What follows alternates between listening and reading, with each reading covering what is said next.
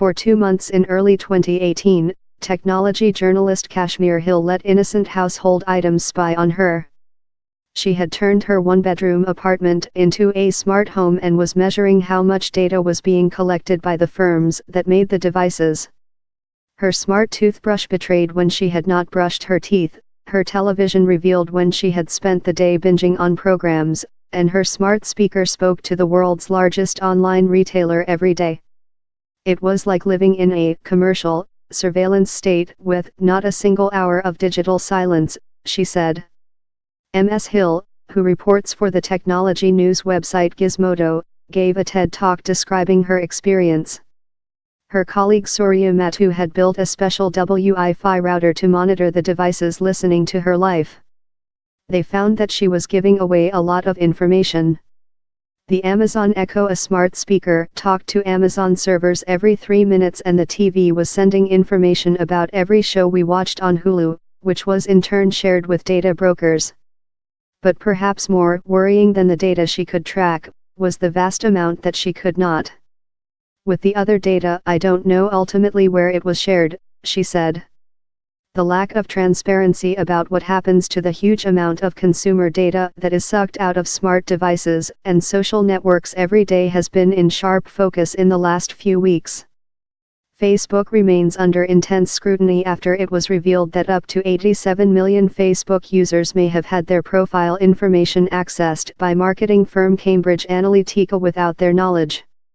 But while some consumers are prepared to part with their data for the convenience of access to free services such as Facebook and Google, Ms. Hill did not feel this was true of her smart experiment. My smart home was not convenient. Things didn't work, the smart coffee was horrible, Alexa didn't understand us, and my takeaway was that the privacy trade-off was not worth it. Facebook may currently be in the spotlight, but it is by no means the first to be caught out over the mishandling of user data. In 2017, smart TV manufacturer Vizio agreed to pay $1 to settle a lawsuit brought by the U.S. Federal Trade Commission over charges that the company installed software on 11 million of its smart TVs to collect viewing data, without informing customers or seeking their consent.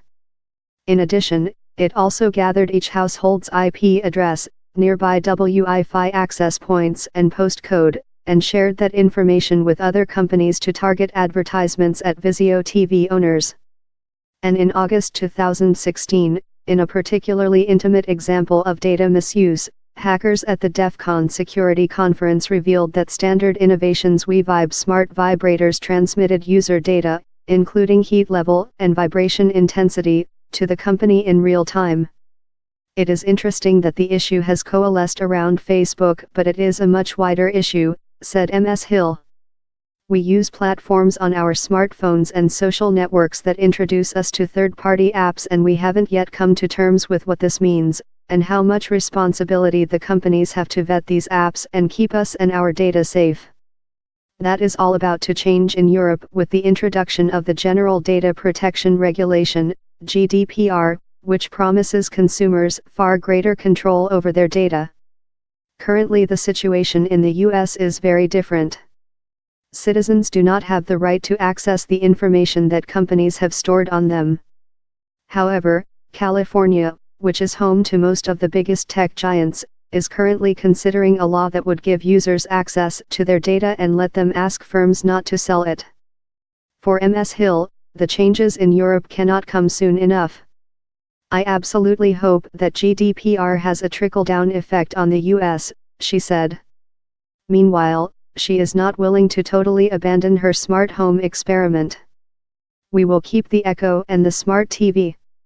I don't love all this stuff, but it is going to stay in our home. What I hope is that we can make better products in future, devices with privacy protections built in.